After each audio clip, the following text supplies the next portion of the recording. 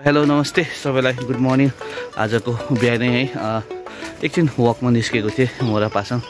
र यहाँ है वरिपरि हामी भर्खर भएको नि त लुम्से र कस्तो छ भन्ने के छ भन्ने कुरा थोरै घुम्नु निस्केको थिएँ है अनि यो त अस्ति घुमेको रहेछ योसँग आएको थिएँ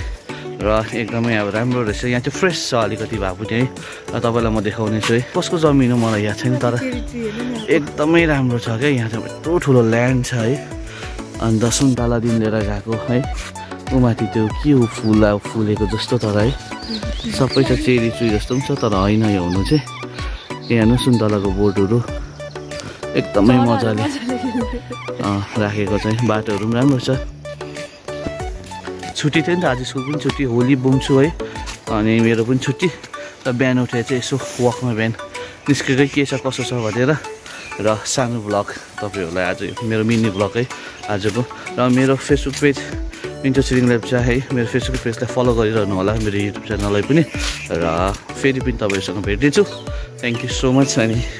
तपाईँहरूलाई हेभ अ गुड डे भन्न चाहन्छु यसले चाहिँ यहाँनिर मणिपाल लेखेको छ अरे कि मणिपालको कुनै के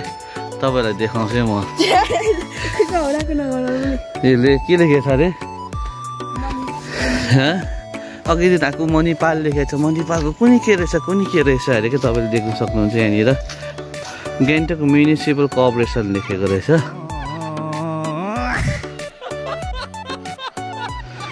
यो चाहिँ अब निकै राम्रो छ नि त पढ्नुमा मणिपाल अरे अघिदेखि आएको मणिपाल लेखेको छ कुनै के छ मणिपालको अरे कि मजाले हेरेको थिएन नि मैले यही हो भने कौन है ये लोग कहाँ से आते हैं